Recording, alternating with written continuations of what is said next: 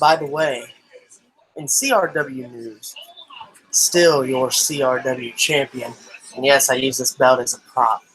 So, anyway, what do we got here? Wow. So, WrestleMania weekend. Allow me to kind of get things situated for a second here because it's been a crazy weekend, dude. It really has. So, allow me to check, and I'll be right with you guys in just a moment. We got a lot to talk about, and I'm not really in a place where I have a lot of time. So, I'm going to be quick because I'm really tired, but I'm going to go over the entire setup of Mania weekend. And I have the video pulled up on my phone here so I can actually see exactly what's going on in the chat. So, thank you guys for tuning in ahead of time. Also, I do not have all of the stuff up here. As far as what I usually put in the description. But I hope to have that. I hope to have that straightened out as soon as possible. Johnny Gat, Harris Hero, you two are MVPs. Thanks for coming in. But I do have an updated format that hopefully it's a little bit shorter for it all. I posted up I was going live as soon as I could. It's late. I'm worn out.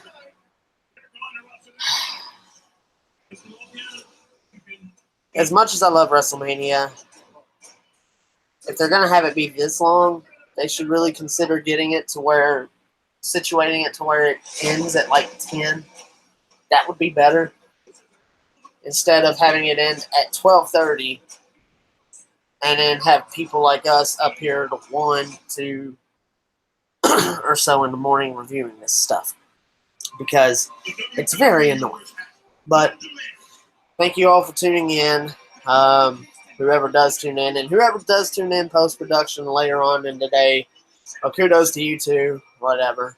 I was away dealing with pain for the last week or more. I'm just now healing up, and I'm still not really all there. It also explains my Twitch absence. Well, for the last month, actually, I've just been dealing with a lot of crap. But this past week when I was going to come back, pain set in. And a bunch of crap keeps happening, and, well, I guess it is what it is. People get pissed off, and people get attitude, and people like to slam doors and shit. But, other than that, I keep working for you guys. So, donate to help out. It would really, it would actually really help. And it would lift our spirits up. So not getting into WrestleMania right away. Overall, it was enjoyable. So, just hope the Mountain Dew helps me get through this in record time for you guys. I will go over to Hall of Fame as well, but I'm just gonna kind of like touch on what my favorite moments were from there, and I do have a little bit of something to address when we get there. So WrestleMania weekend kicked off on Friday night with NXT Takeover New York. The War Raiders defeated Ricochet and Aleister Black in their graduation match from NXT. That match, great guy, an A for me. Awesome encounter. These match results are going to be quick too, because like I said, I'm trying to burn through this. So there's not going to be a lot of talking, and I don't think you guys can probably blame me because I'm really trying to. I'm trying to get through it for you guys. So just bear with me, and I appreciate it. This is the biggest show of the year. Overall, between this weekend, Takeover is like, what, 2.5 hours maybe, somewhere along in there. The Hall of Fame was, what, 3 hours, somewhere along in there. And then WrestleMania overall between pre-show and main show was 8 hours. 5, 6, 7, 8, 9, 10, 11, 12. Okay, 7.5 hours. Excuse me. That that's a lot of wrestling and a lot to watch and take in. So, yeah, people are going to be tired and people are going to be irritated, especially if you're just a casual viewer and, you know, you're someone like me and then you get stuck in WrestleMania limbo and then you have to go work a day job the next day. Whereas, you know, basically, I'm working on trying to build a career and it's not quite paying off yet. So, being a full-time streamer and stuff like that right now, it's a little hard pressed. That's why I always try to press on the merchandise as I bring it out and all that stuff. But whatever you guys can do, believe it or not, helps out a lot. And to whoever joins in the chat, I'm sorry if I don't get to you right away, but I do thank you for tuning in. So just be with me and stuff as I go through the rest of this. I think I forgot to post a couple things, but you guys know how to do this. If you're new to the channel, like, comment, subscribe, all that. Follow me on social media. Check out Teespring and all that good stuff. Help support the channel. You know, check out the Twitch and all that good stuff. All that stuff. All the most important links are still in the description box, so go ahead and do that. Havoc is away. So I'll be taking care of things pretty much until he gets back. So on to the next match. I believe the second match was actually the North American Championship. Velveteen Dream defeated Matt Riddle. Matt Riddle showing signs of frustration in the match, looking like he was about to turn heel, but he did not. So overall, great stuff. I gave that match an A as well. Then Pete Dunne and Walter actually did an amazing job following that amazing matchup. And they scored an A from me as well. Basically, most of all these, the only match that scored a B from me was the women's championship match, in which, and it wasn't because the match wasn't good. It was just because I questioned, you know, the finish. I kind of figured we were going to get a new champion, and I was a little let down by it. But looking back, I think I kind of see the point. So anyway, Pete Dunne's historic 685-day NXT UK Championship reign has officially come to an end at the hands of Walter. Walter is your new UK champion, and by God, they were in a barn burner. So the fatal four-way for the NXT Women's Championship was Shayna Baszler, Kairi Sane, Io Shirai, and Bianca Belair. Shayna Baszler retained by submitting Bianca Belair, surprisingly. I gave that match a B+. Then the 2 out of 3 falls match to end NXT TakeOver. Almost like the takeover of all takeovers, if you will. Johnny Gargano defeated Adam Cole. Coming back from 2 straight...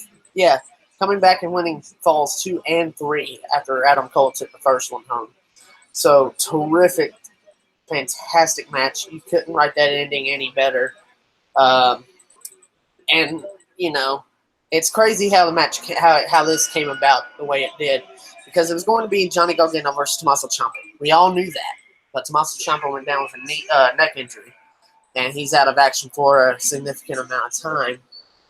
So, you heard what they said. Ciampa was telling Gargano this was his moment. And then at the end of it all, to see Ciampa come out, celebrate with Johnny Gargano and Gargano's wife, Candice LeRae, and, you know, they all embraced. That was probably, you know, the sweetest moment. And I can almost guarantee you that as soon as Ciampa is well enough to come back, he's going straight to the main roster. I'm pretty sure that just, you know, he's done on the NXT. And Johnny Gargano's probably not too far behind. If not, he'll probably get called up, you know, this year at some point in time. If not, you know, along with Ciampa when he comes back. However they decide to do it. So this is the feel-good moment Johnny Gargano needs, but whether or not the reign is going to last long, as in, you know, kind of sort of stretch through the rest of the year, that remains to be seen. By the way, this is Season 1, Episode 28 of the Deadly Saints podcast. We might go to Season 2 after this, or I might stretch it to 30 like I want it to do and then go into Season 2, but we'll see how it turns out. Then we go to the Hall of Fame on Saturday. And before I get into the speeches. To the guy that attacked Bret Hart. What in the bluest of blue fucks were you thinking? You know how many people you pissed off? I'm glad Dash Wilder decked your clock. Let me tell you, if I would have been there, if I would have saw you, and if I was able to, you would have caught a super kick from me, pal. In fact, well, better not hope you see me, because I will deck you with a super kick. What the hell are you, too stupid? As Grim would say. Yeah, you freaking moron.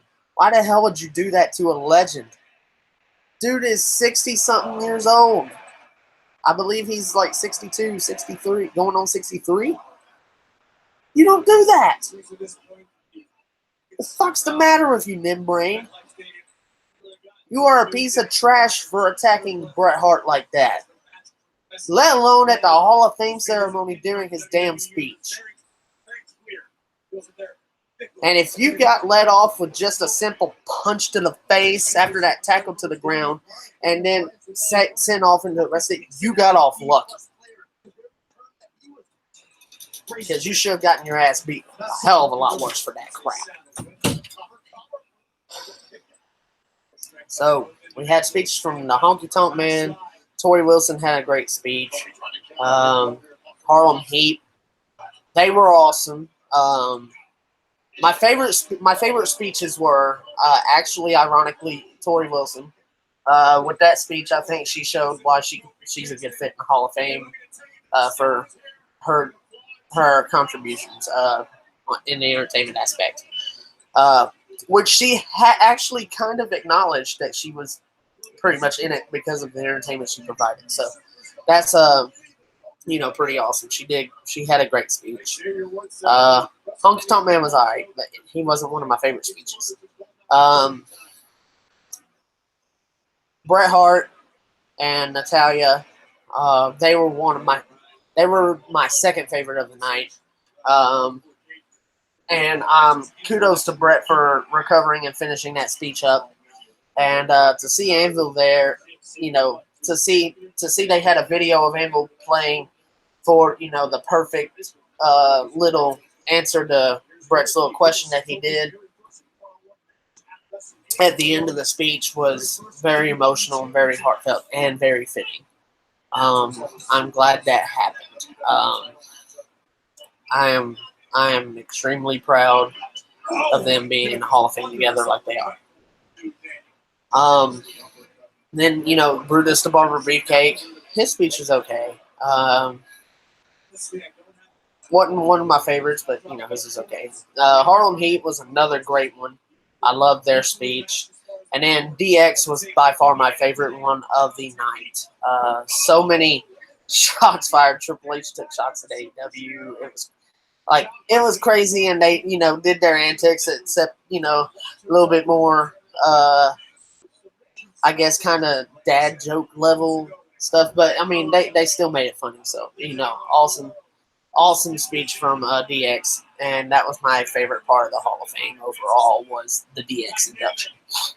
And Chyna is also in there as a member of DX. So well-deserved to Chyna. I'm glad she's in the Hall of Fame. And I think everybody else is too. So Triple H also reportedly saying he's going to be pushing for her to be inducted as a singles competitor as well. So we'll see how that goes in the future. But for now, at least she's in there as a member of DX. And rightfully so, because she was a pretty big contribution, especially in the early days of DX.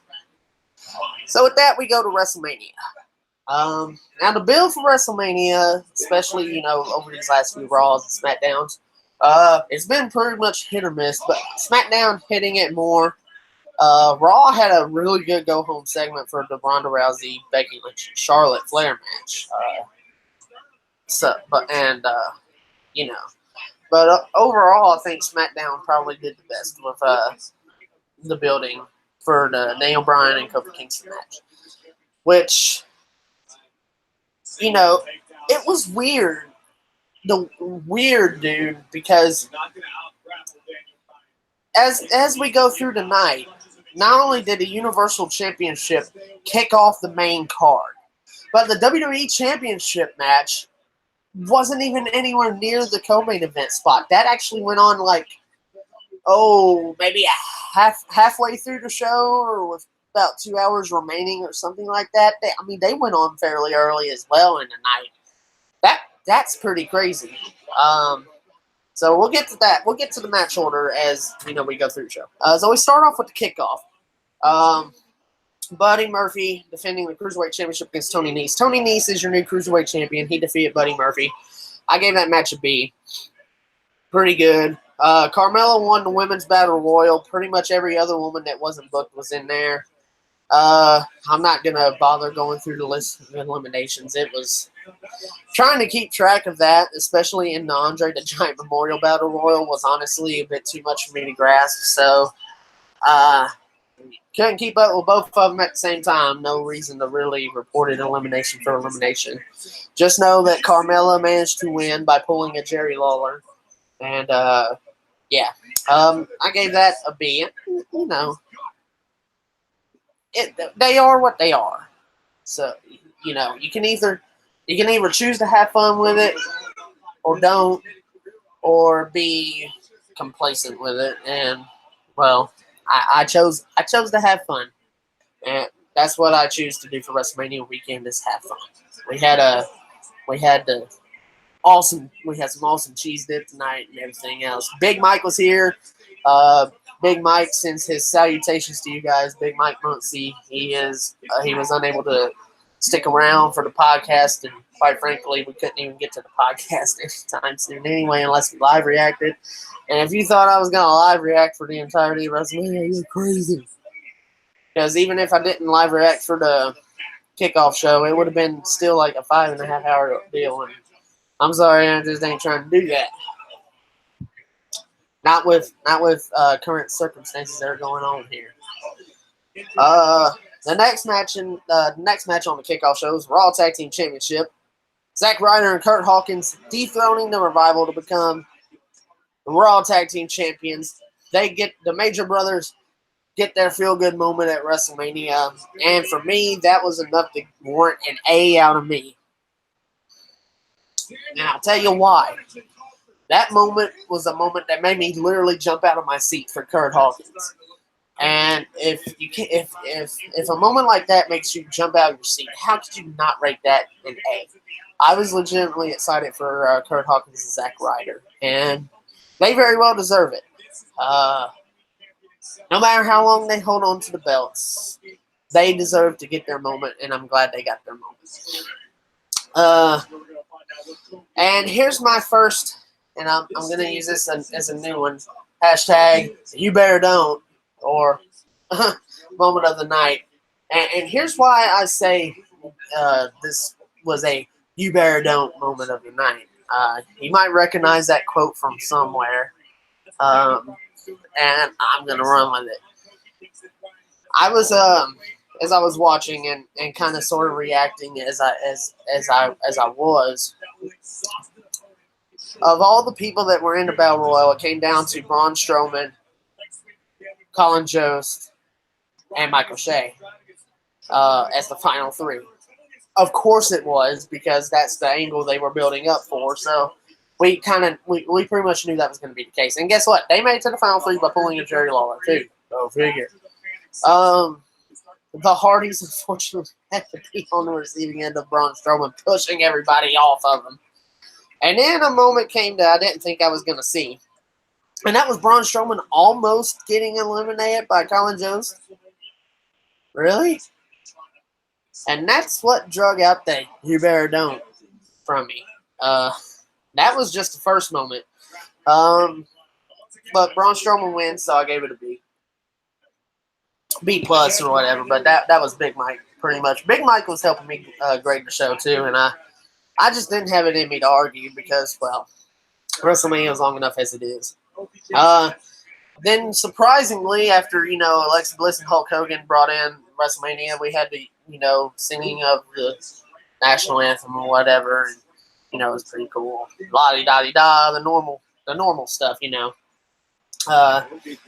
Paul Heyman surprisingly comes out, and he's like, well, if we're not going on left road, we're not going to wait. And something tells me Brock... I'm tempted to agree with fellow YouTuber Del X-Man. It almost feels like Brock and Vince had a falling out. So we'll see. We'll see what reports come out. We'll see what goes on from here. But Brock Lesnar and Seth Rollins for the Universal Championship is surprisingly the pay-per-view opener, and it sets the tone in a great way because while Brock Lesnar pretty much whooped the crap out of Seth Rollins manages to pull an epic comeback from out of nowhere, gets a blind spot long enough to pull off the low blow, curb stomps Brock Lesnar 3 times to become your new Universal Champion. Congratulations, Seth Rollins. That was awesome. Taking up the second match on the card was a match that apparently was being reported as an opener. AJ Styles defeating Randy Orton. Solid stuff right there. That got a B+ from me. I gave some pretty high grades for WrestleMania, and I think it was just because I was actually thoroughly more entertained as usual throughout the course of the night as I was. I mean, I'm not going to disagree. I'm not, everybody's entitled to their own opinion, and I have my own, and I was scared. I was, really, really just looking to enjoy the show tonight, and that's what I did. The SmackDown Tag Team Championship match followed that, rather. The Usos retained. It was a pretty chaotic match, too. There was a moment in there where Ricochet actually landed on his feet from a Tower of Doom spot, and he stumbles, back into the corner. Like, he's even like, holy hell, how'd I do that? And yeah, I can agree. I was like, whoa, that was a pretty crazy spot. And while Aleister Black and Ricochet didn't get pinned, the Usos managed to retain the titles. I forget who they pinned, but anyway, the match was great for me. It got a B+ for me. And Shane McMahon versus The Miz. A sleeper of a match, but damn it if it wasn't great. It was actually fantastic. Falls Count Anywhere match. And they had, plenty of moments in it. Shane McMahon and The Miz, at the end of the match, take this superplex off of this, scaffold-looking area, and somehow Shane McMahon ends up with his arm draped over The Miz to get the 3 count. So Shane McMahon defeats The Miz. Holy hell. What a match that was. I actually gave that an A+ as well. The Women's Tag Team Championship match gets a B for me. As much as I would have loved if Natalya and Beth Phoenix had gotten the win here, because they got to pay tribute pretty much to the Hart Foundation. Not only that, but Bret Hart pretty much came out, and he, his entrance music kept playing as Natalya and Beth Phoenix walked down to the ring in matching pink and black gear. So it was like a female Hart Foundation, and that was super cool. That was awesome. And then to see Bret wearing one of his signature jackets, was just amazing, and it got my feels all up, because for those who know me, know that I'm a real big Hart Foundation guy, and Bret Hart's one of my favorites of all time. So to see that was really, really cool. I also hope the audio's really, really cool right now as well, because yeah. So hopefully I'm good. I'm good to go there. But anyway, the Iconics, aka Billie Kay and Peyton Royce, end up winning the match. Okay, cool. They deserve it as well, I suppose. But it was just what they needed to prove that they belong. And then there's a 3 a.m. alarm because Dark Angel has to be at work at 4. Then we had the WWE Championship match, pitting Daniel Bryan against Kofi Kingston, and finally, another A+ moment of the night, match of the night for me as well. Kofi Kingston finally becomes WWE Champion by defeating Daniel Bryan. What a match. You had the New Day taking out Eric Rowan. And after Kofi winning, the whole babyface locker room even, cheering him on and everything like that. Like, you can tell they genuinely built this journey up, and the payoff was fantastic. Xavier Woods presenting Kofi with his new belt already there and made for him with his side plates. Tackling, New Day tackling Kofi down at the end because they were so happy and they were all celebrating together. Like, this was the moment right here of the night. Despite the women main eventing, this was the best match of the show. And when you look at it that way, you would think that kind of deserves to be the closer. But considering the length of the pay-per-view and the fact that everybody's bone tired, well, I guess it's actually kind of a good thing it went on when it did, because chances are people probably wouldn't have appreciated the match as much. Then backstage we see Dr. Scott Hall and Kevin Nash give SNL's Colin Jost and Michael Shea a prostate exam. Yeah, that's Vince McMahon humor for you right there. The United States Championship match, they had to go home because Rey Mysterio was injured, so Samoa Joe just made him go nighty-night in, a few seconds because they didn't want to nag Rey Mysterio's injury anymore. So that has no grade. That's a dud. Drew McIntyre and Roman Reigns, that got to be for me as well. Roman Reigns gets to feel good. Big return match at WrestleMania. So that was cool to see. Roman Reigns goes over Drew McIntyre. The Elias concert is interrupted by John Cena. Not just any John Cena. We're talking Doctor of Thugonomics. We're talking retro John Cena. And by God, was it that was a great segment. That was a WrestleMania segment right there. Incredible stuff. John Cena bringing that back for WrestleMania. True throwback. And just fantastic to see.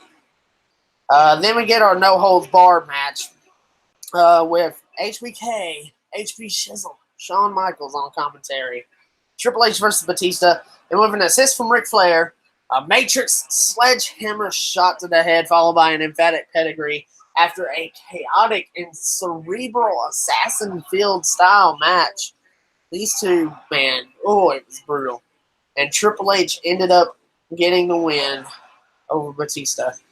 This was a very fun and aggressive match. I had fun watching this. But obviously this was by the point the crowd, they were feeling, the top beat. They were feeling it. They were reeling because the show had already been going on for so long, and we still had like hour and a half or more left. So,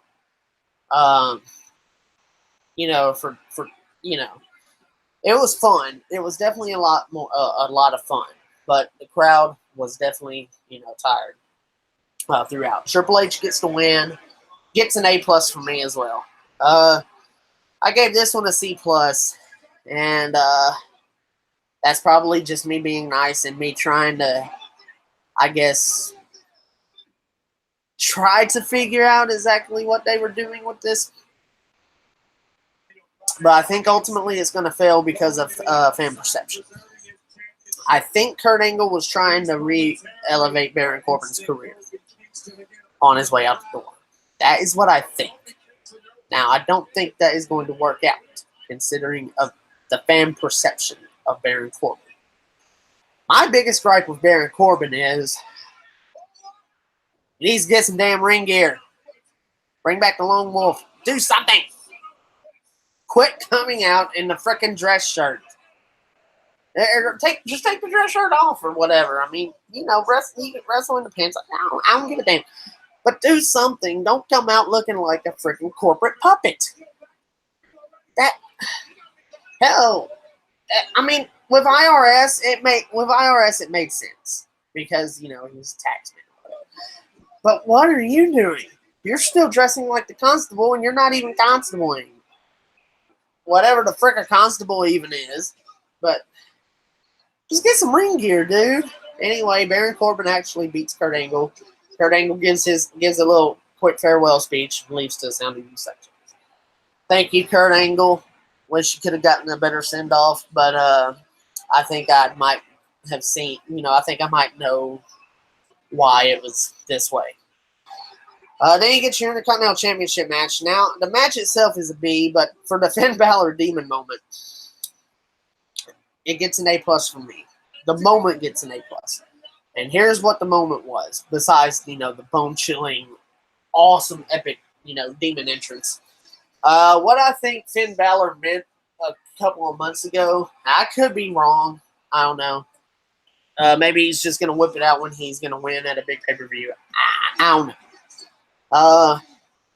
I think when Finn Balor said he was relying too much on the demon, I think that was kind of his way of maybe pointing out that he was just going to turn it into a WrestleMania thing.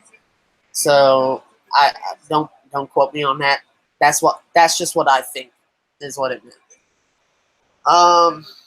Anyway, Finn Balor freaking jackknives Bobby Lashley. Yes, that is a Kevin Nash callback. He jackknives Bobby Lashley and follows that with coup de grace to get the pin and win. So your new Intercontinental Champion, Finn Balor. Awesome. Then we had R-Truth and Carmella come out to do the big old dance break. People are tired. They want to get to the main event. And here we go with the main event. We have Charlotte Flair entering in from a helicopter.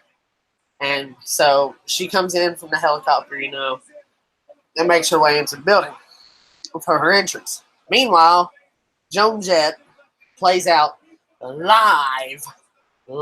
Yes, that's right. JOAN JETT and the Blackhearts were there live, and it was so awesome. So awesome to finally see a rock act playing at WrestleMania once again. And they play out Ronda Rousey. Very, very awesome. And then Charlotte Flair comes out, and then Becky Lynch comes out. Pretty cool. The match overall was very solid. There was a couple of rough spots in there, and I think the ending was a little off. Whether or not it was planned, it still felt a little off. But we got there. We got to the destination. The crowd can go home now happy. I guess they can go home mostly happy. I mean, Becky Lynch is your new Raw and SmackDown Women's Champion. So, there too with 4. Lil Fettuccine 69. Let me get to you while I can. If you're still not in here, I'm sorry. My favorite match of Mania Weekend. My favorite NXT Takeover match was Johnny Gargano versus Adam Cole, no doubt. My favorite WrestleMania match was Kofi Kingston and Daniel Bryan. Best match of Mania Weekend? For the best match of Mania Weekend. Oh, that was hard. That is hard. Again, I'm gonna go double 2. Again, I'm gonna go for a double 2 there because I don't like to put it all together and go. There's only one. NXT, it was Gargano and Adam Cole hands down. On the WWE side of things, on the main roster, definitely Kofi Kingston versus Daniel Bryan. And my favorite Bret Hart match. Golly.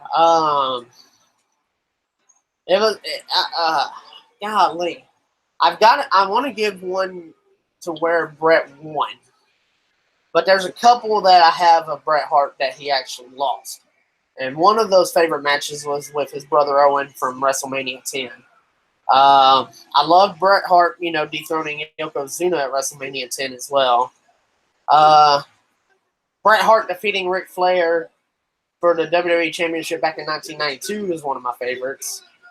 Bret Hart versus British Bulldog from SummerSlam in 1992 is one of my favorites. The Iron Man match, and even the controversial Montreal encounter, the Bret Hart versus Shawn Michaels matches. Those are a couple of my favorite matches. But getting in some Bret matches where, he won, there's a couple of them. And I really love the ones where Bret won the championship. Bret Hart versus Mr. Perfect is a another definite favorite of mine. Man, it was Brett was awesome. So those are.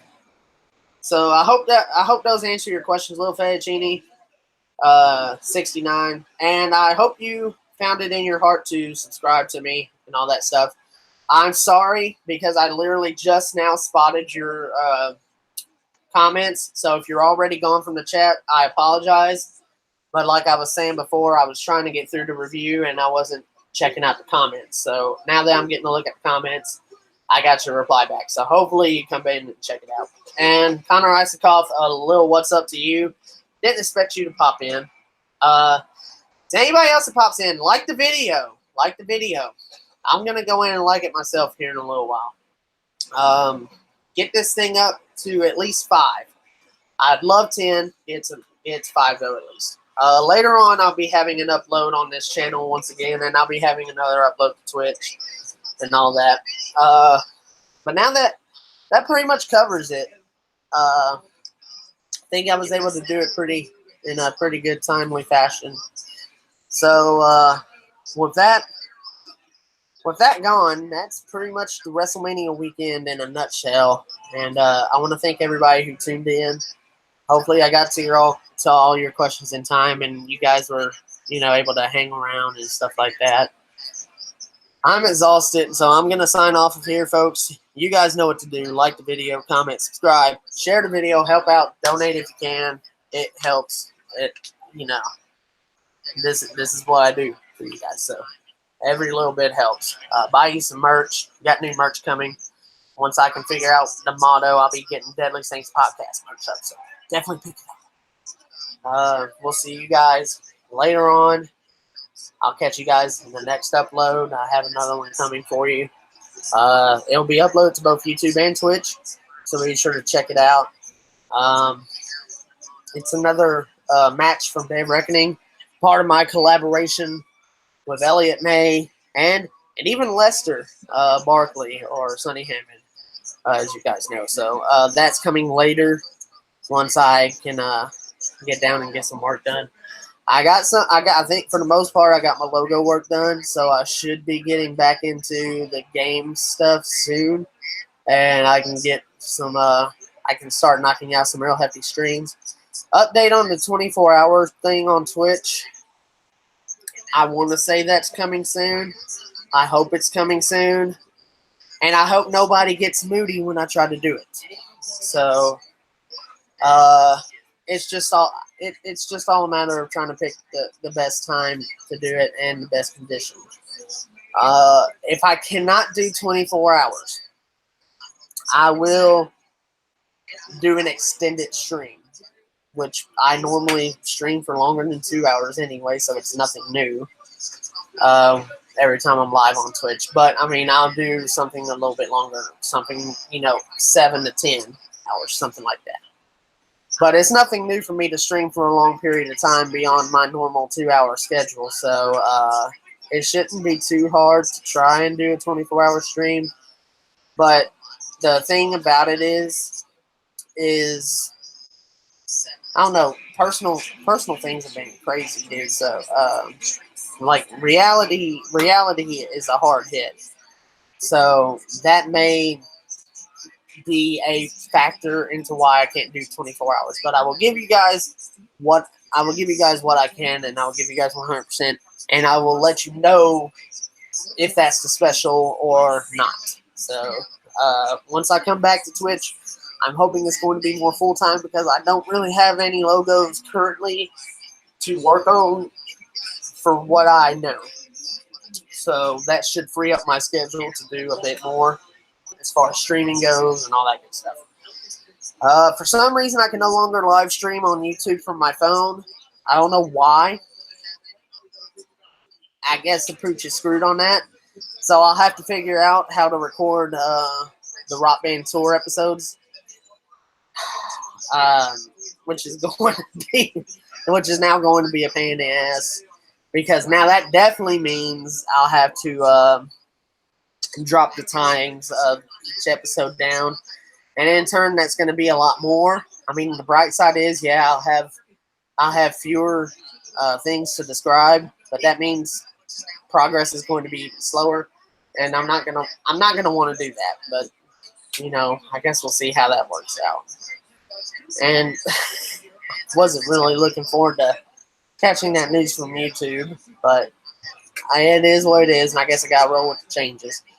That might be a point where I can just consider saying screw it and going ahead and picking up an SD card, or even just streaming it to Twitch. Who knows? I'll find out. But anyways, folks, that's gonna do it for me. I'm getting off here so I can rest, and I still got to figure out something before I go down. But anyways, folks, thank you guys for tuning in. Hope you enjoyed the podcast, and stay tuned for more. Johnny Harris, I know you guys want to say goodnight, so let me look at the chat while you guys.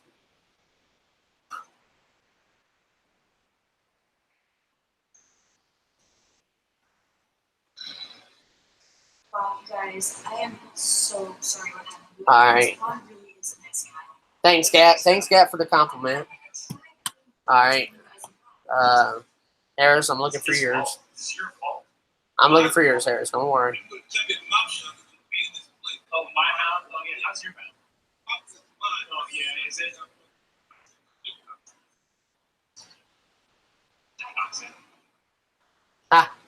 Well, thank you guys. Thank you guys. I thought it was pretty good too. I'm glad you guys think so. Mortal Kombat 11. I'm doing my damnedest to get it. I'm gonna do my damnedest to pick it up for you guys, so I got it either on the day of or maybe a couple days after, depending on when it gets here. Because I think I'm getting it off of Amazon. I don't know yet. We'll see what it does but when I get it, I'll be streaming it for you guys.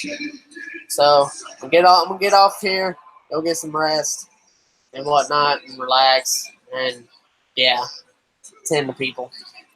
So I'll take care of you guys later, and until next time, Firestar is goodbye, good night, bang, out from the Deadly Saints Nation to you. Peace out, folks. Much love.